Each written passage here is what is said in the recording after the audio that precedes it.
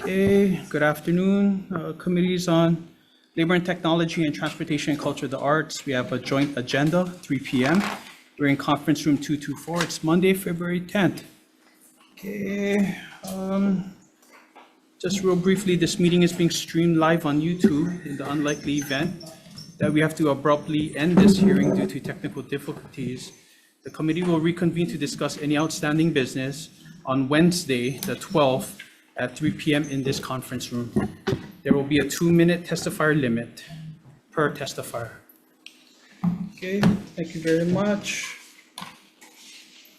Okay, up first, we have Senate Bill 396. Okay, up first we have DHER Director. Good afternoon, Chair. DHER will stand on its written testimony providing comments on this measure. We're available for any questions. Okay, thank you very much, Director. Up next, we have the Climate Change Mitigation and Adaptation Commission. Chair, Vice Chair, Executive City Landlord with the Climate Change Mitigation Adaptation Commission. We'll stand on our testimony and support. Okay, thank you very much. We have Hawaii State Energy Office. Vice Chair, members of the committee, Ms. Chairperson, on behalf of the Hawai'i State Energy Office, we stand on our written testimony and support. Okay, thank you very much. We have the Oahu Metropolitan Planning Organization. Hello, chairs, vice chairs, and members of the committee. My name is Iana Otsuka, and I'm with the Oahu Metropolitan Planning Organization. And we stand on our written testimony and support and offer amendments for your consideration. I also want to note for the committee that our office helped to lead a study that's in alignment with this bill, so we're happy to take questions about the study. Thank you. Okay, thank you very much. Okay, up next, we have DAG's Comptroller. Chair, Vice Chair, members, Tony Benavides on behalf of Comptroller Q3 and stand on our written comments. Thank you. Okay, thank you very much. Up next, we have Ulupuno Initiative. Okay, Mariah Yoshizu. In support, okay, Beatrice DeRego, Coalition Earth. Okay, also in support. Okay, and then we have Kiana Otsuka again as an individual. Okay, still in support. Okay, any others wishing to testify? Okay, seeing none, members, any questions? I have a quick question for DHER. Thank you, Director, once again for being here. Okay, any projected costs that you would look at least initially to implement? It really depends on the scope of what the benefit package would be, right? If we're going to incentivize folks to walk or roll or ride, that number is sort of unknown at this point because we don't capture that data. So it would be contingent upon the mode of transportation. I assume that those folks that we don't know how they get to work and what kind of incentive would be offered. Okay, all right, thank you very much. Members, any other questions? Seeing none, I'll defer to the transportation of the Committee on Transportation and Culture and the Arts. Thank you. Next is Senate Bill 47 relating to state holidays, which designates the second new moon after the winter solstice as the Lunar New Year. Testifying first is the Office of Collective Bargaining. With comments, City County of Honolulu with comments, and we have support from University of Palma Elmore, Victor Lim, and Doris DeLaunch, and signed up to testify Tiny Xia in support, and Charlene Chun. Good afternoon. Please. It's the first time, Oh, welcome. so thank you, so bear with me, okay? Okay, aloha Chair Lee, Chair Aquino, and the members of the joint committees.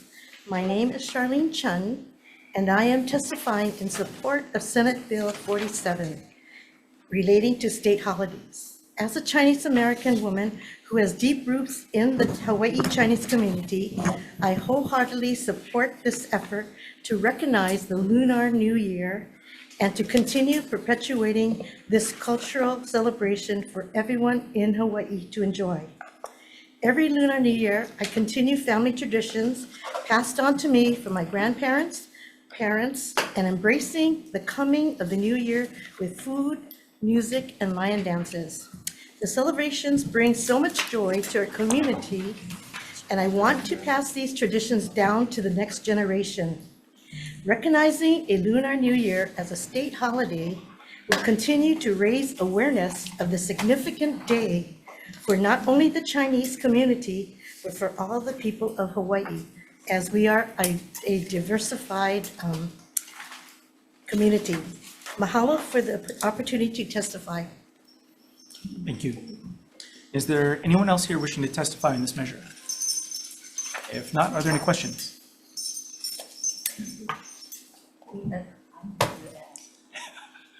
A leader?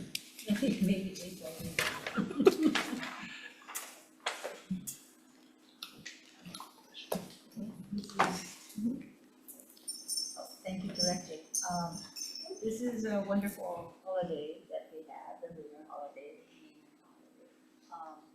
And I'm just wondering, we have a number of holidays. What is the cost to the state if we were to observe this as a holiday? That's a very good question, and luckily, the money man is here. Oh, yeah. Director Salavari is probably much better. The finance director. January 29th in 2024, and it changes every year according to the lunar calendar. So not the American calendar, but the lunar calendar. Okay, So if the committee were to designate it as a holiday, it could be observed as a holiday, but not necessarily a holiday that state employees would not be working. Right, so we do have a number of holidays which are considered observed, but are not a day off for state employees because those are subject to collective bargaining. We need to negotiate when employees get off. So this is observed as a holiday. Could be, yeah. I have a quick question for Mrs. Chan.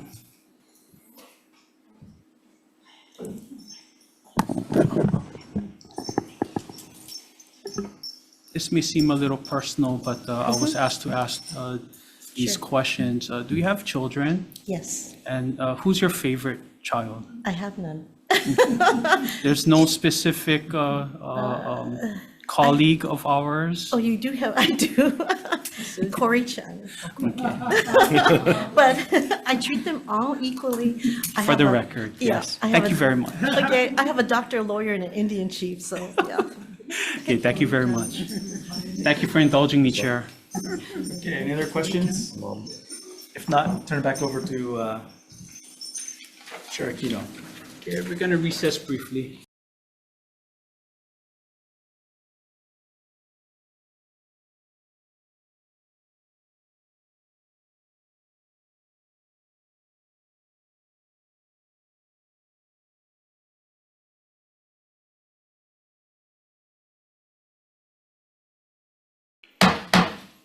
Okay, reconvening the joint committees, our 3 p.m. agenda for decision-making. Up first, we have Senate Bill 396 relating to commuting. Okay, members, the recommendation is to move this as a Senate Draft 1. We'll be adding a defective date, technical amendments, and we'll be also adding appropriation language with a blank amount, okay, for further discussion. Any questions or concerns, colleagues? Seeing none, Vice Chair for the vote. Voting on Senate Bill 396, recommendation is to pass with amendments. Chair Aquino. Aye. Vice Chair votes aye. Senator Ihara. Aye. Senator Moriwaki. Aye. And Senator Favela excused. Chair, the recommendation is adopted. Okay, thank you very much. And the Committee on Transportation, Culture, and the Arts, same recommendation on 396. Chair's recommendation for the Committee on Transportation and Culture and the Arts is to pass SB 396 with amendments. Chair Lee. Aye. Vice Chair goes aye. Senator Elafante is excused. Is he here? Okay. Okay. Senator Kanuha. Aye. Okay. Senator DeCourt. Aye. Okay. Measure is adopted, Mr. Chair. Thank you. Moving on to Senate Bill 47 relating to state holidays. I'd like to recommend moving this on with amendments. I think we recognize the concerns or the issues that were raised with respect to collective bargaining and cost. But for the moment, if folks are amenable, we'd like to just move this on so we can get maybe some clarity and provide an opportunity for further discussion. And for maybe Representative Chun to help solve the issue once it gets to the House. So any discussion? If not, Vice Chair for the vote, Chair, as is or amended with amendments. with amendments. Okay. For the Committee on Oh, Transportation. sorry, yeah, and that'll be adding in a defective date. For the Committee on Transportation and Culture and the Arts, Chair's recommendation to pass SB 47 with amendments. Chair Lee. Aye. Vice Chair goes aye. Senator Elafante, excuse Senator Kanu. Aye. Senator Decord. Aye. Okay, measure is adopted, Mr. Chair. Thank you. Labor and Technology, same recommendation. Any questions or concerns, colleagues? Seeing none, Vice Chair for the vote. Voting on Senate Bill 47, the recommendation is to pass with amendments, noting Senator Favela excused. Are there any reservations or noes? If not, recommendation is adopted. And with that, we are adjourned.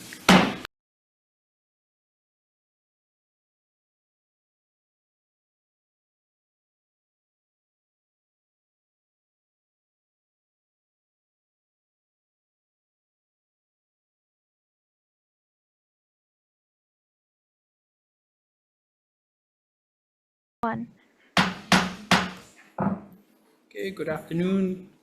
Committee on Labor and Technology has a 3:15 PM agenda.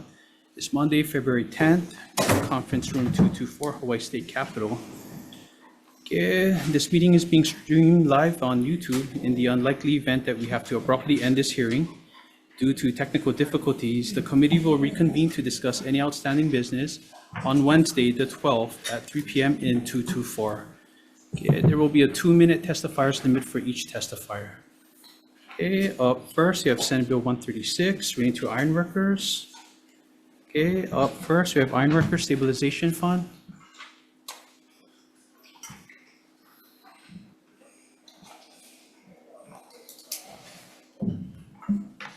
Hello, Chair, Vice Chair, members of the committee. Thank you for the opportunity to testify today. My name is Cody Sula with the Ironworkers Stabilization Fund. On behalf of our Managing Director, T. George Paris, we're in strong support of SB 136 relating to iron workers. We submitted written testimony. We just wanted to highlight a few points on it. Some of the testimony does have some minor housekeeping amendments that we included in there. We just want to say the iron workers are highly skilled and specialized craft people who have undergone rigorous training and adhere to strict safety standards in all aspects of their work, including installation, maintenance, and ultimately decommissioning of iron structures. Improper dismantling or demolition of these projects poses significant safety risks which compromise the structural integrity of the project and surrounding areas, endangering workers and the public. Lack of adherence to the safety protocols increase the risk of accidents, injuries, and fatalities. Improper dismantling can release hazardous materials and debris, harming the environment. Allowing untrained individuals to perform these critical tasks, it undermines the value of the iron workers' expertise and devalues the importance of safety in our industry. So we urge the committee to pass SB 136 to safeguard the safety of workers and the public, protect property, and uphold the highest standards and professionalism in the ironworking industry. At the end of the day, guys, we're not trying to get into anybody's jurisdiction or take away work, but it's about common sense. The people touching iron with their hands is in iron work. Electrical workers touch the electrical stuff, and et cetera. So we urge you guys to pass this bill. Thank you for the opportunity to testify. Thank you. Thank you very much. Up next, we have United Public Workers. Okay, with comments. Okay, up next, we have Operating Engineers, Local 3.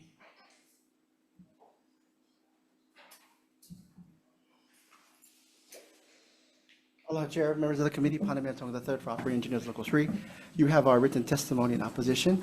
I would like to point out, though, that at the very end of our testimony, we do see that there is a way forward with amendments to the bill to protect our work, which is running the machines, cranes, and other motorized vehicles that do pertain to demolition and erection and dismantling of cranes and so forth. And so we see a path forward there, and we would push for amendments. Thank you. Okay, thank you very much. Okay, up next, we have the Hawaii Regional Council of Carpenters. Okay, in opposition. Okay, we have LESIT, Hawaii LESIT. Okay, also in opposition. Okay, Laborers International Union, Local 368.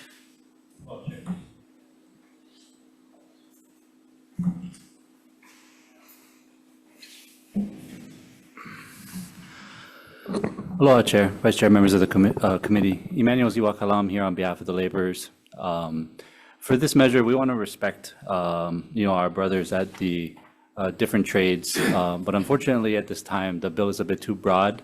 We feel like it does step into the jurisdiction, especially in the dismantling space of some of the work that has been traditionally done by laborers, and that's the reason why we are currently in opposition to this measure. Thank you very much. Okay, plumbers and fitters, local 675. Hello, Chair. Oh, you're back. Here on behalf of the plumbers and fitters, local 675.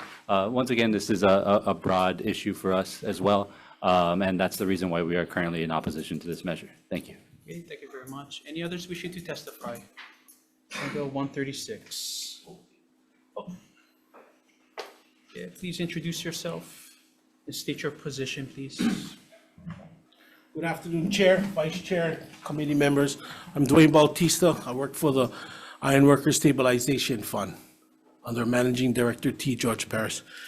I'm here to ask to support on Senate Bill 136, the Ironworker Bill, due to the fact that ironworkers, when we erect these steel beams or do the rebars, that's 100% ironworkers right off the bat. And then if you're dismantling it, it should always reverse the process. Like my brother said earlier, we got to use common sense. It's common sense. All we're asking is make sure that the iron workers, if we're putting it up and then we're dismantling it or disassemble, save it for a later date. Even during the demolition, if we were using a wrecking ball system where we bust everything down and it goes into one big rubbish pile, then that's something else that might be in somebody else's jurisdiction. But if we're cutting, we're welding, and we're taking it off piece by piece, that's iron workers. So I urge, support, please, Senate Bill 136. Thank you. Okay, thank you very much. Any others wishing to testify? Senate Bill 136. Okay, thank you very much. Please introduce yourself and your position.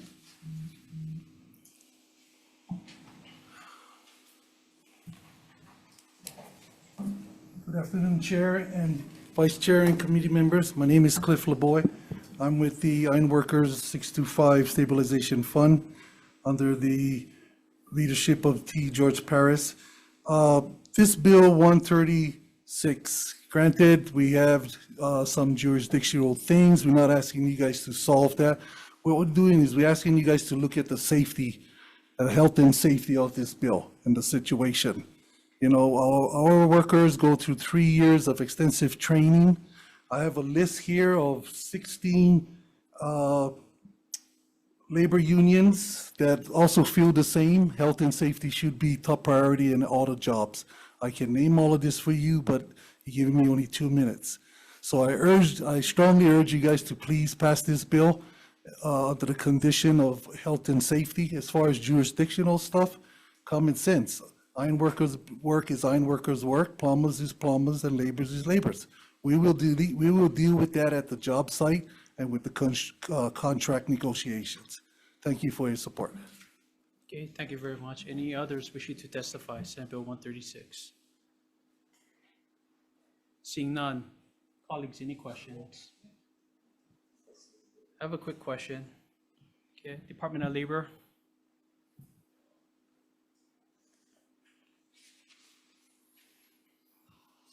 Hi, Director. I understand that you didn't submit testimony regarding this measure. But I would ask you, is there any comparable section to what's being introduced in this measure in the HRS? Any existing?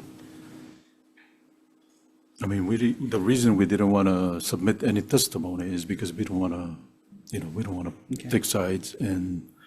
But if you don't mind, Senator,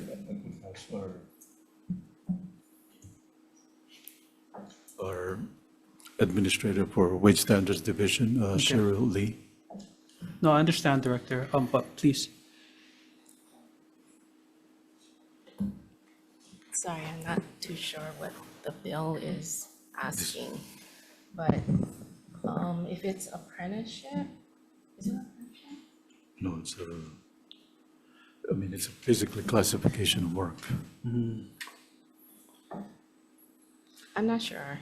Okay. To tell you the We'll truth. get- We we'll would get have to back- review. Yeah, we'll get back with you, Senator. Okay, thank you very If much. anything, Just 104. clarification. Senator Favela.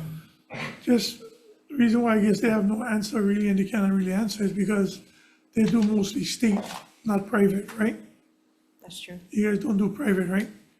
And this is, even though it's in the construction, unless it has to do with state jobs, which is UPW already had chimed in, this is really nothing have, that's why you didn't put in testimony, because I remember you telling me this is more a private matter than a state matter with labor, right? That's correct, Senator. Okay, thank you very much for the clarification. Is there anyone within the administration who can answer that specific question? Anyone in attendance from the admin that can answer this specific question? Okay, thank you very much. Members, any other questions? Just get for laborers. Okay, Senator Favela?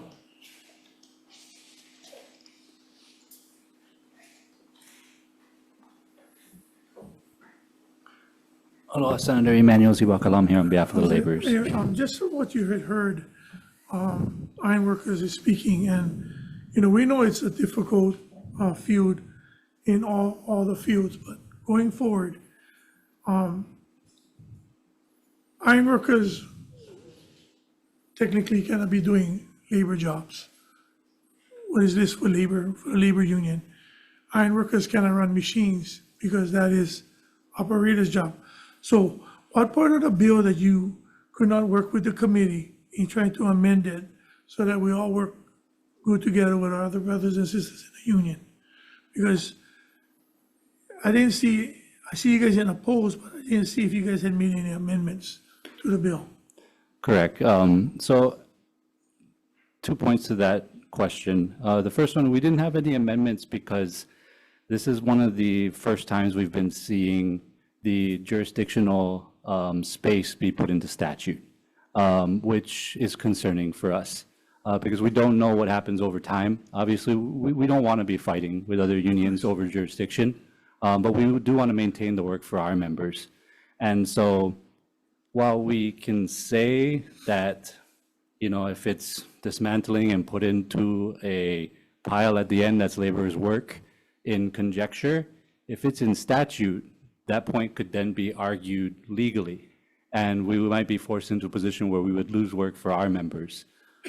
So, outside of all of the trades being defined in statute, we wouldn't really have any other way of recourse in this space, and that's why we're primarily in objection to this measure. So most of it's just like roofers, operators, laborers. Long time ago, not so much with the operators, but I was with those unions before. And I remember, you don't, stay in your lane, you don't cross over. Especially when I used to run the Bobcat, technically when I was a labor, that was actually an operator's job. But, defining moment, but you're saying if we put this in the statute, it's gonna challenge the jurisdiction of each trade. It definitely could, just because A, this is the only space it would be in statute, and B, we just feel like it's defined quite broadly right now. Because when you take certain spaces of placement, dismantling, demolition, those words need to each be defined for interpretation if we're putting it into a section. And then each of the trades should then be defined afterwards if we're looking for a space where we, legislate this in entirety. Because right now what we're doing is we're placing in a single section and asking everybody else to conform to that space without giving them the opportunity to have their own. And we feel like, with the way it's written right now, we couldn't support this measure going forward. Thank you, Chair. Senator Moriwaki. So are you saying, one, that we shouldn't have it in statute, that you guys all get along? Or two, we have this in statute, everybody else, then we have to take every union, should have their space or their lane identified in statute? Well, Senator, I don't think that it's a space for me to comment. That's up to you as senators and as So would it clarify representatives. you folks not getting along and you're getting into each other's lane? Is that why we have a bill like, maybe maybe we should have iron workers come up? Want to switch or? Not making this, prolong this, but yeah, maybe you can answer and then. It's not a matter of us not getting along, it's just a matter in this situation, when we got big jobs coming like the stadium, who would you prefer taking the stadium apart? Somebody that's trained to do that, or somebody that's gonna slide in and try to get the job? All of our members they go to a 3 to 4 year training, specifically dismantling, mandling, and they get certified. So when you're looking at a project that big, my question to you is, you guys don't support what we're trying to do, health and safety first, something happened, if we come back to you guys and say, hey, yo, folks, we was trying to get this thing done the right way, where certified people can do the job. Basically, as far as getting along, we all get along. All the fighting and the BS between unions before 15 years ago, all of that has gone away. Like we said earlier, they know what their job is. We don't drive the cranes, we don't do that. We don't get into their part of the work. I mean, if there's a mix-up where, let's just say, an iron worker company got the job, we can straighten them out. We're not going to take works away from them, because we don't want them to take work from us. Health and safety is the key here. We've got big projects coming up, state projects. It's up to you guys. Who do you want on the job? Somebody that's properly trained, or you can roll the dice? But every union has apprenticeship programs. And and to that point, I agree with Cliff in saying that for the most part, we do get along. You know, we try to work together as best as possible. I don't think he's trying to point at us, but I will say that we have an apprenticeable trade that people are trained for quite a long time. They've worked a long time in these fields. The work that they've traditionally done, they've done safely. And I know that they'll continue to do so. This is more of a jurisdictional space, and so we just have to come out in opposition to this measure because we feel like it may infringe on our space, whether it be now or in the future. Thank you. Thank you. Just a follow-up. Sir Favela. This one quick, I'm sorry, since you brought up the apprentice. So just to let you know, I never only go to the roofers, pre-apprentice or apprentice, but I was also in the labor training school over there by the community college. Reason why I bring this up is the same thing what Cliff was just saying. When we went to the training school, we train in our field, pipe laying, grading, digging, all that kinds of stuff. When it comes outside the scope, we don't tie steel. We rarely make forms. If need to, we work with the masons and the carpenters or whatever. But just saying that is that we know when you go to the job site, we get companies, and I don't blame any of the trades. I blame the company, that they don't want to bring the people in, Chair, as the trade needs, because they cut costs. I can pay one, I'm not saying laborers, because laborers get good money now. I know they was making $17 an hour back in. Anyway, so we know each trade makes very good money. So they're gonna look at a sense of rolling the dice on who they can take. Apprentices who get paid cheaper with no benefits, or they're gonna take one journeyman from one of the trades to do that. And before, the unions would have to offset so much apprentices to so much journeymen. I don't know if they still do that now, but that was the ratio. So I guess what Cliff is saying is that not so much the trade itself, but the company, or even like the project for the state, we gotta make sure that we take care of what we need to take care of. And I think that's where I think we can help, Chair, moving forward, is that making sure that whoever gets the job, and I hear like Stanford Carr gonna get the job, most likely, we gotta make sure we put those parameters in there when they get the job. So basically, that's basically what you guys are saying, right? I mean, in the sense of the parameters of the job classification. I guess my response would be that, all the unions respect each other's work. We just want to make sure that we can continue to do so in the ways that we've traditionally done. Thank you, Chair, for indulging. Appreciate it. Thank you very much. Colleagues, any other questions? Okay. Okay, seeing none, let's move on to the next measure, Senate Bill 1523, related to private sector collective bargaining rights. It expands the types of employees protected by the Hawaii Employment Relations Act to include independent contractors and all individuals subject to the jurisdiction of the NLRA. Okay, up first, okay, we have IATSE, okay, Tui Scanlon.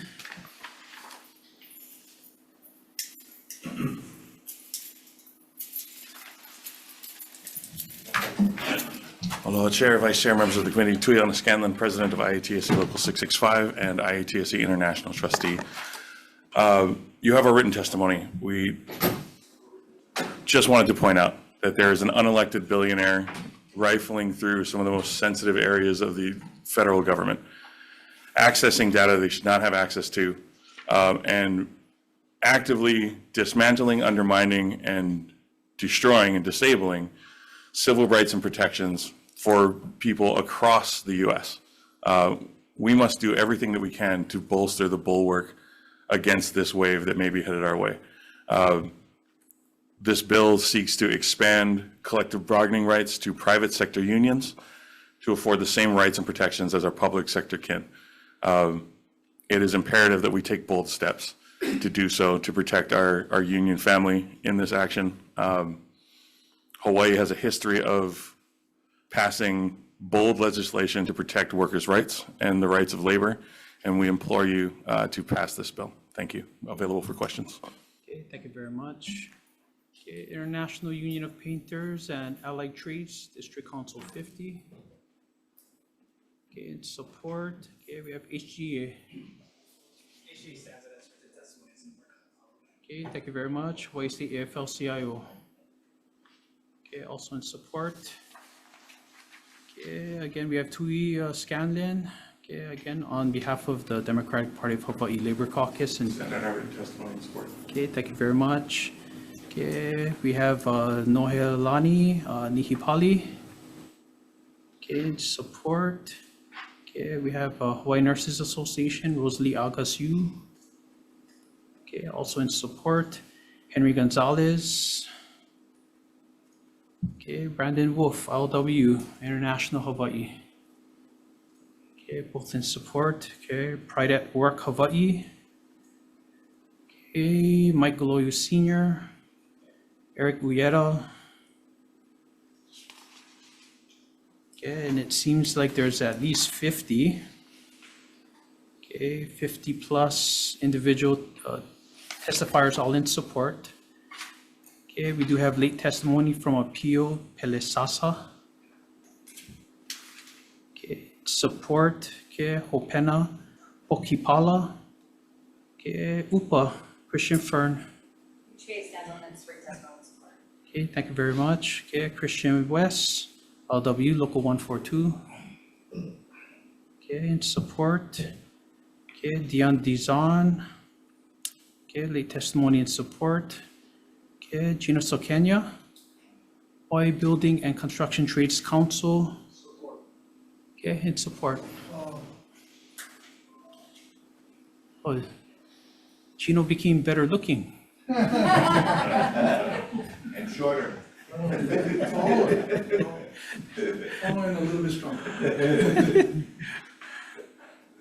Good afternoon, Chair, Vice Chair, and committee members.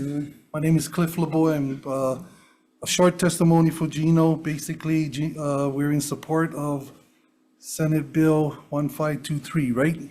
Yes. Okay. I also have, asked them if I could use the rest of our billing trades, except for one that I didn't talk to, which is IBEW. I've spoken to the rest. I got 16 unions here in support. Shall I list them? Electrical, elevators, plasters, insulators, bricklayers, sheet metal, teamsters, boilermakers, ironworkers, painters, glazers, floor lasers, drywall tapers, roofers, roughly a total of about 35,000 members. Adding the spouses and some family members in there, you're looking at about 138,000 people supporting this, which I could not get into this room today. So we thank you for your testimony, And again, thank you very much. Have a good day. Okay, thank you very much. Okay, up next, we have the Hawaii State Teachers Association, President Osa Tui. Okay, also in support. Any others wishing to testify? Senate Bill 1523. Okay, introduce yourself, please. Good afternoon again. Dwayne Bautista. Good afternoon, Chair, Vice Chair, and members of the committee.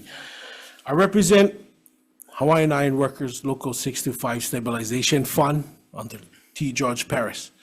But today, we support House Bill 931, Senate Bill 1523.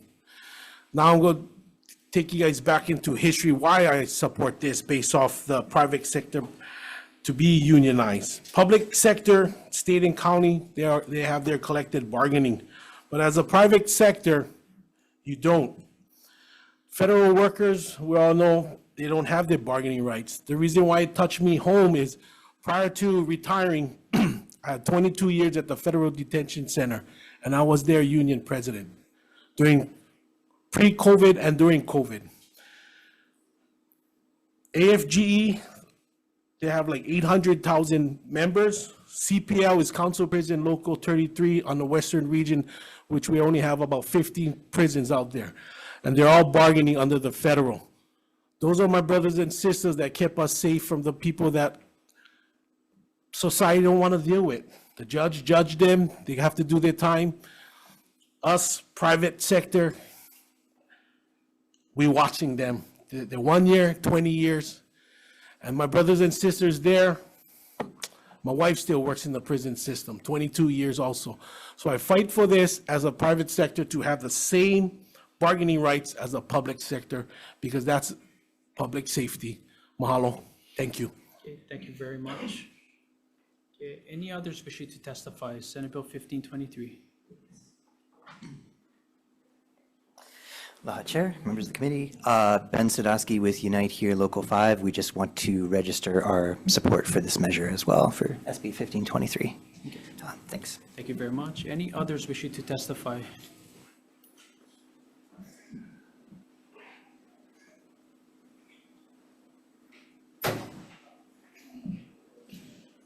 Welcome, Chair. Chair Aquino, Senator Moriwaki, good afternoon. The Hawaii Labor, Dwight Takamine, the interim chair for the Hawaii Labor Relations Board. We did not submit written testimony, and we felt that this was an appropriate policy call for the legislature. Although we wanted to raise one concern, and that is, if you were to look at how both systems work now, should this bill pass essentially in the current form, we're concerned that there would be not only an additional substantial workload, but also additional resources would be necessary. And in 3 areas specifically, that would be, of course, staffing, space, as well as operational costs. But I'll stand by to answer any questions that the committee members may have. Okay, thank you very much. Okay, any others wishing to testify? Senate Bill 1523. Okay, seeing none, any questions? Chair Takamine, could you come back, Okay, please? Senator Moriwaki.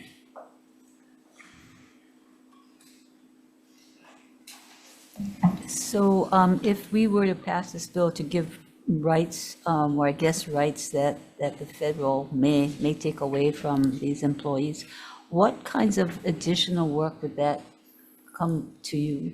What additional work are you talking about in terms of? I appreciate the question very much. As we see it, basically the NLRA does most of the coverage for the private sector workers in Hawaii. To give you an idea, Senator, we have about 670,000 workers in our workforce. About 125,000 of those are considered public sector workers. As you may be familiar, Hawaii Labor Relations Board currently handles public sector workers and employers. So if this bill were to pass, we're anticipating that the 125,000 workers in the public sector would be joined by the remainder who are in the private sector. So that could increase the amount of work by up to fivefold. Just because if you were to look at 125,000 public sector workers, that would constitute a little bit less than 20% of our current workforce. If I can, to explain it another way, if we were to look at this from a different parameter, let's say the number of cases that are handled both by the NLRB and by HLRB. In 2024, the number of cases handled by the National Labor Relations Board came out to about almost 250 cases. Comparatively speaking, for HLRB, if you were to look at similar cases, the board handled 20 cases. So there you have sort of almost a tenfold increase where all of those employees, as well as the kind of cases, be transferred to the jurisdiction of the Hawaii Labor Relations Board. So are you saying that if we were to pass this bill, we should have an appropriation included in it? Yes, we would be very concerned that should this bill pass, that you would need the necessary financial resources to be able to have it, to have the laws enforced and properly, have the agency properly operated. So the 250 cases that you're talking about, those were all local cases that you're talking about, that NLRB across the street, the federal building handled? That's correct. And, I have to admit, staff kind of, tried to pull numbers together as quickly as they could. This would be for NLRB cases filed in Hawaii since January 1, 2024. And total representation cases would amount to 24, 22 of them occurring in 2024. And the number of unfair labor practices cases would amount to 221. Again, 205 of those occurring in 2024.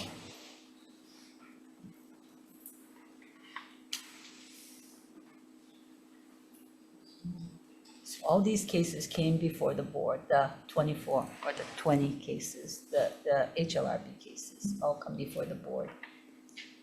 They were filed in 2024 before the HLRB. Oh, okay, so, but do they all come up for hearing, or what, how do you dispense with cases?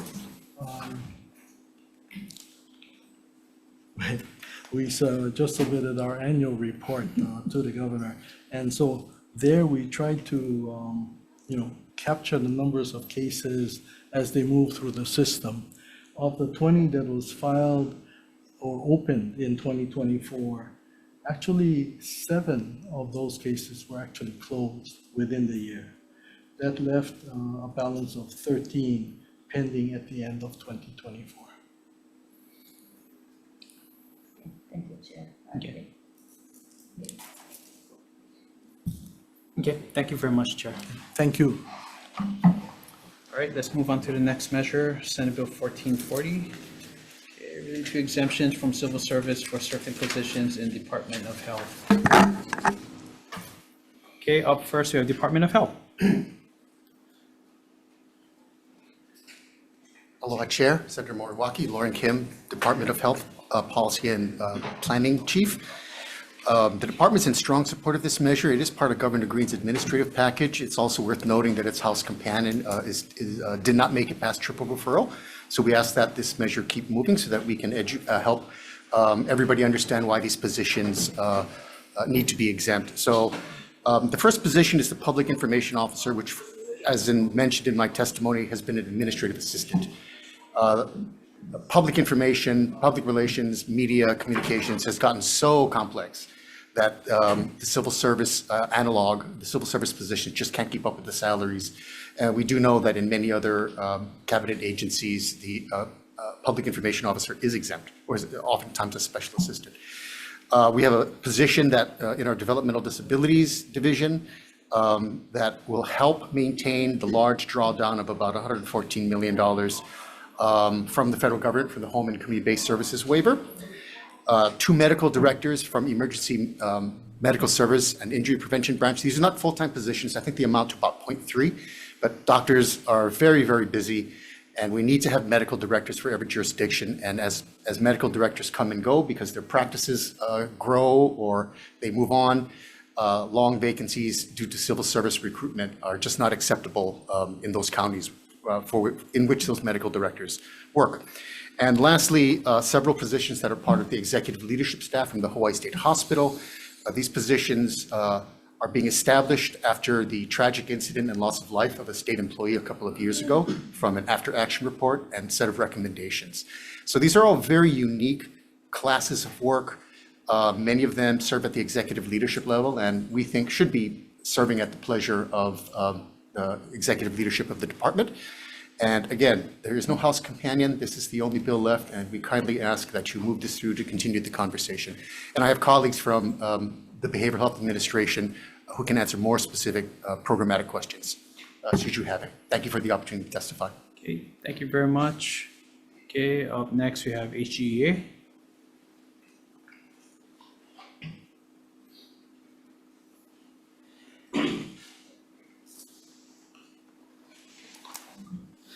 Hello, Chair, Vice Chair, Nui Sebastian with HGA. We'll stand on a written testimony in opposition to this measure.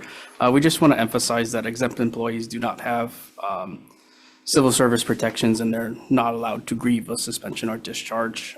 We further want to emphasize that while we appreciate the department's intent to increase pay for these positions, we want to just throw the question on why can't they just reprice these positions? Mahalo. Okay, thank you very much. Okay, we have Dave Fields on Zoom. Aloha, Chair, and other members. My name is Dave Fields. I'm here to strongly oppose Senate Bill 1440, specifically the Hawaii State Hospital staffing portion. It's pitched as a fix for safety issues by adding high-level administrators exempt from civil service. But the reality at Hawaii State Hospital is far more dire. I've worked there before. The real safety crisis stems from thin frontline staffing and a leadership culture of favoritism and cronyism, specifically under the leadership of the Deputy Director, Marian Suji.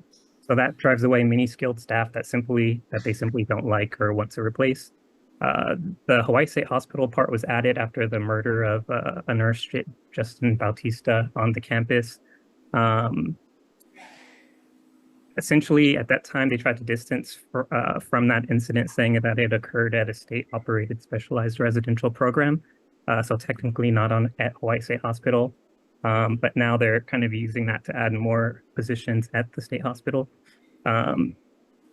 So yeah, this bill effectively gives more unchecked authority to the same leadership that ignored staff pleas and avoided responsibility after Justin's tragic death. If we really want to honor his memory, we'd address staffing shortfalls and end the culture of retaliation at the state hospital. Unless there's real oversight, like mandatory reporting on hires, terminations, patient outcomes, this bill will only reinforce the power dynamics that has staff continually held us at the state hospital. I respectfully ask the committee to oppose this bill. Thank you. Okay, thank you very much. Any others wishing to testify? Senate Bill 1440. Okay, questions, colleagues? I have a quick question for Department of Health. So the PIO position, is it, I know that there's a admin assistant filling in, so that position is currently filled by a warm body? I believe so, yes. And we also have supplemented with some federal funds to create a better overall communication office. And then for the second request regarding the federal initiatives coordinator, who's currently providing this particular service? Who's filling this position? Do you mind if I call up my colleague, Larry? Oh, there she is. Mary Brogan is the Administrator for Developmental Disabilities and will be able to provide more detailed information. Okay.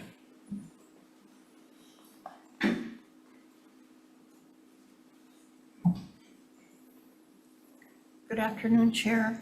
Good afternoon. And Senator.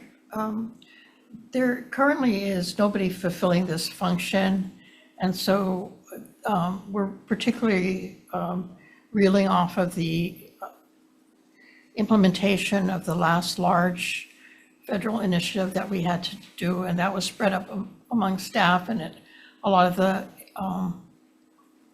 compliance and implementation happened during COVID. And so having experienced that big initiative, we're now moving into a large one, the HCBS access rule that was promulgated last July by CMS. And it is probably a larger initiative than the last federal initiative that we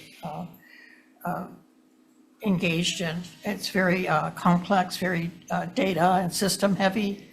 And we know we don't have any existing staff that could do all the coordination of the implementation timelines, compliance deadlines, the complexity of the design, development, implementation, analysis of existing resources, interagency agreements, et cetera. We've done an analysis of all the different functions that would need to be addressed, and we don't have anybody to fulfill those functions. So how long have we had this vacancy for? It's not an existing position. We're asking for the position to be established through the budget. Okay. All right, thank you very much. Senator Moriwaki. Could you tell me a little bit more about this position? Is it going to be a permanent position? And is it going to be a permanent position? Yes, it would become a permanent position. In the 10 years since I've been in this position, I've seen federal initiatives that last anywhere from 10 to 20 years in the duration, and there are always new guidances and federal rules, federal regulations coming down to additionally add protections to people with Medicaid. So this is a federally funded position, and do you know that it will be continuing to be funded under the new administration? It's a state-funded position, but funded with federal administrative claiming. And in terms of, we just heard a bill earlier from your director saying that he wants to have a lot more flexibility in terms of recruiting and getting people with higher salaries, I think, in order to have a really strong labor workforce for the department. So why wouldn't you use those authorities, should it pass, rather than exempt positions that you're requesting? I'm not exactly sure what the director was referring to, so I couldn't make But a you comparison. could recruit on a much broader basis and not have an exempt position. I think I can partially answer your question, Senator. So Dr. Fink's pilot is limited to civil service positions for unique classifications delegated to the Department of Health, like an epidemiologist. An epidemiologist doesn't exist anywhere else but DOH. And so we sort of define it, we understand the class of work, and the pilot that was conducted over the summer was limited just to those delegated I classes. think he's expanding it, though. He would like to expand it, yes, with the approval of the legislature. So I'm But- just wondering, so that when you look at exemptions, there's a real need to exempt versus getting a civil service position that's long-term and permanent. There's really no existing class, so it really has to do with the classification of the position also. Yeah, but there are classes that you could look at if it's a unique class. I'm just wondering about the exemptions. I think the chair also asked about the PIO. Similarly, those are positions that would be in the civil service. You could have a way of increasing the salary if you have more responsibilities to the position. When we've had some civil service positions that have vacant for many years because we don't get applications for them too. I think that we want to make it a position that's really tight on what we need in terms of a operations coordinator. Chair, thanks. Okay, thank you very much. Thank you. Okay, let's move on to the next measure. Okay, Senate Bill 182 relating to service disruptions. This would require hotel keepers to provide adequate notice of strikes and lockouts to guests and third-party vendors under certain conditions. Allows for recovery of damages. Okay, up first we have the Attorney General.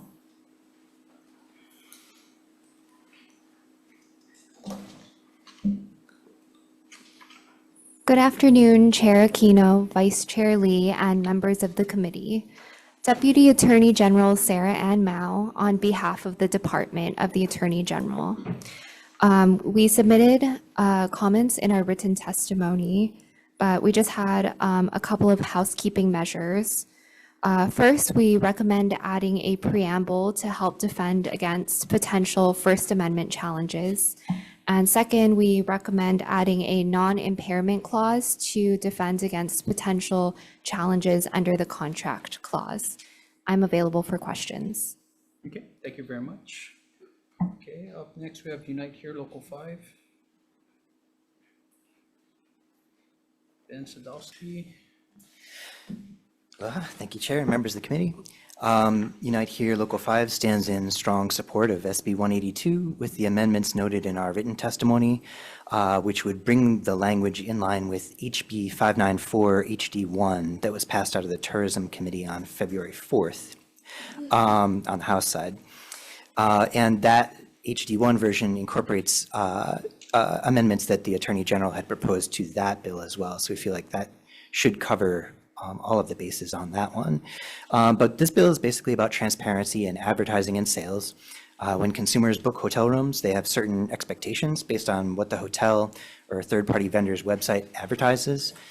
Visitors obviously put a great deal of money into their vacations, and they deserve to get what they paid for. And when their expectations aren't met, it's incumbent on us to mitigate this as much as possible. We want people to have a good impression of Hawaii so they'll want to return, yet that does not always happen. You know, sometimes things come up, construction projects, restaurant closures, renovations, labor disputes, and so forth. And we hope to avoid disruptions related to these things, but it's not always possible or practicable. So, you know, our union has found that guests have not always been notified of service disruptions. We've taken steps to notify them ourselves where possible, but for the most part, we don't have the ability to reach those guests, especially individual travelers, before they arrive. So this bill seeks to remedy that and, you know, help provide a better visitor experience overall for all of our visitors. Thank you. Thank you very much. Any others wishing to testify? Senate Bill 182. Okay, seeing none, members, any questions? Okay, seeing no questions, let's move on to the last measure of the agenda. Okay, Senate Bill 342 related to paid family leave. This would require 5 days of paid family leave annually for state and county workers. Ensures the protection of wage, seniority, and other employment benefits of employees who take paid family leave. Okay, up first. Okay, we have Director of Corrections and Rehabilitation. Good afternoon, Chair, Vice Chair, Melanie Martin, Deputy Director for Administration, Department of Corrections and Rehabilitation, testifying on behalf of Director Tommy Johnson. We stand on our written testimony in opposition of Senate Bill 342. Thank you. Okay, thank you very much. Okay, up next we have Department of Labor and Industrial Relations Director.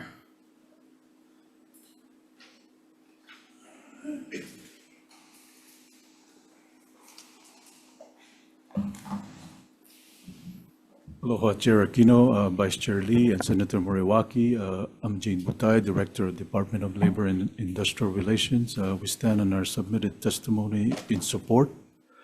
The word ohana gets overused, especially in workplace environments, but you know, it's nice to see employees working together and caring for one another. I think this measure will enhance our ability to attract and retain good quality employees. Thank you. Okay, thank you very much. Up next, we have DHER Director. Good afternoon, Chair, Vice Chair, members of the committee. Brenna Hashimoto, Director of Department of Human Resources Development. We'll stand on our written testimony for any comments. Okay, thank you very much. Budget and Finance Director. Good afternoon, Chair, Vice Chair, Senator Louis Oliveira, Director of Finance. We will stand on our testimony in opposition. I'm here to answer any questions. Okay, Okay, thank you very much, Director. Up next, we have the Department of the Attorney General. Okay, with comments, okay, United Public Workers. Okay, support, we have UPA, Executive Director Christian Fern. Good afternoon, Chair, Vice Chair, Senator Moriwaki, Sarah Beamer for UHPA.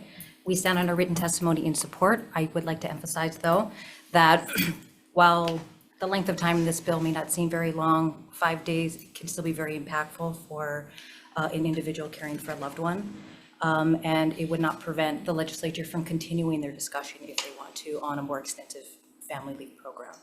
Additionally, paid family leave is very incentivizing for individuals looking for employment. So this could be, we see this bill as a very meaningful first step in the recruitment and retention of state and county employees. Thank you. Okay, thank you very much. Hawaii State Teachers Association. Okay, President Osatui. Okay, support. We have HCAN Speaks, Nicole Wu on Zoom. Aloha, Chair, Vice Chair, and Senator Moriwaki. Thank you for hearing my comments. We certainly support any paid family leave increases for workers in our state, but just want to note that the American Academy of Pediatrics recommends 12 weeks of paid family leave, and all other developed countries provide between 14 and 164 weeks of paid leave. The other states that currently have paid family leave laws have an average of more than 11 weeks of paid family leave. We urge you to also hear some more robust bills, such as your own bill, SB 852, which would provide more generous benefits under a statewide insurance program, which makes it a lot more efficient and economical because you share the insurance pool with workers across the entire state. So this is a great start to the conversation, but we really hope that the state can do a little better and extend this to private workers as well. Thank you. Okay, thank you very much.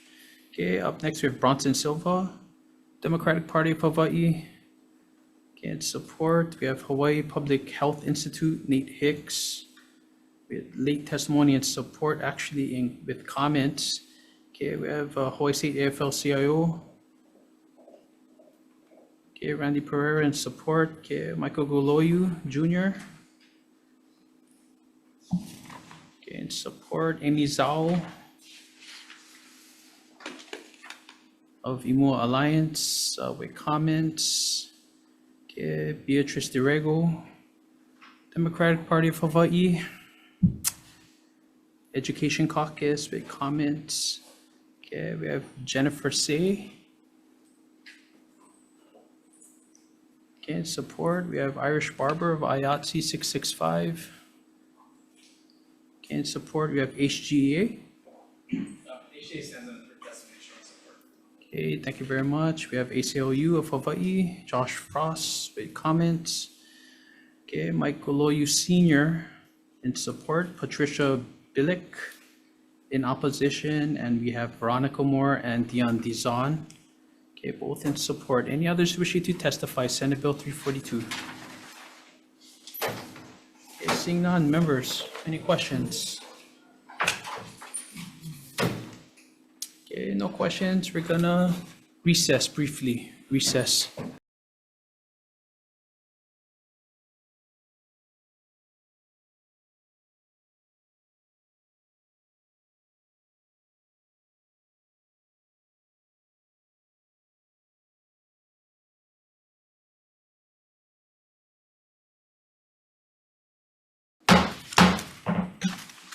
Okay, reconvening our 3:15 p.m. agenda.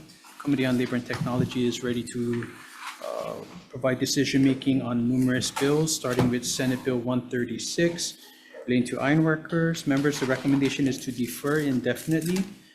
You know, we understand all sides of the issue regarding this particular bill, but absent of a measure to include all the trades, we feel that this measure does not measure up to what's necessary. So we're gonna defer Senate Bill 136. Okay, moving on to Senate Bill 1523. Okay, relating to private sector collective bargaining rights. Members, the recommendation is to move this as a Senate Draft 1. We're going to defect the date to July 1st, 2050 with some technical amendments, and we're also going to be including appropriation language to provide some resources for the Department of Labor, specifically under the Labor Board. Okay. Any questions or concerns, colleagues? Seeing none, Vice Chair for the vote. Voting on Senate Bill 1523, the recommendation is to pass with amendments. Chair Kino? Aye. Vice Chair votes aye. Senator Ihara? Aye. Senator Moriwaki? Aye. And Senator Favela? Aye. Chair, the recommendation is adopted. Okay, thank you very much, colleagues. Let's move on to Senate Bill 1440. Okay, relating to exemptions from civil service for certain positions in Department of Health. Members, the recommendation is to move this as a Senate Draft 1. Okay, we're going to keep this vehicle alive for now. Okay, with some technical amendments, and also we're going to be adding a reporting measure into the measure, requesting Department of Health to provide a report 20 days prior to the 27th legislative session to provide a report which may include performance audit of all exempt positions granted in this measure. Okay, this provides some level of oversight. Okay. Any questions or concerns, colleagues? Senate Draft 1, Vice Chair. Voting on Senate Bill 1440, the recommendation is to pass with amendments, noting all members present. Are there any reservations or noes? Seeing none, the recommendation is adopted. Okay, thank you very much, colleagues. Moving on to Senate Bill 182. Okay, relating to service disruptions.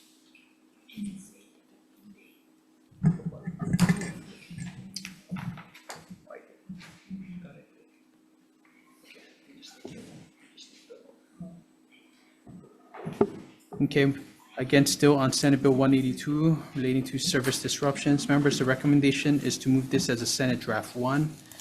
Okay, we're going to put some technical amendments for clarity and consistency. Okay, a defective date of July 1st, 2050.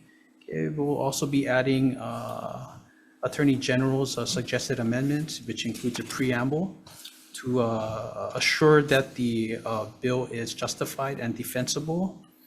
In addition to that, we'll be adding language in Section 3, okay, where it should read as this act shall not be applied so as to impair any contract existing as of the effective date of this act in a manner that violates either the Constitution of the State of Hawaii or the U.S. Constitution.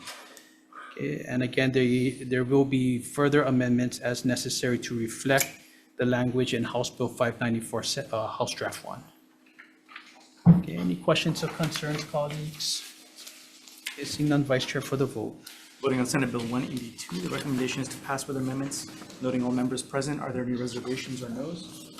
Seeing none, the recommendation is adopted. Okay, thank you very much, colleagues. On to the last, Senate Bill 342.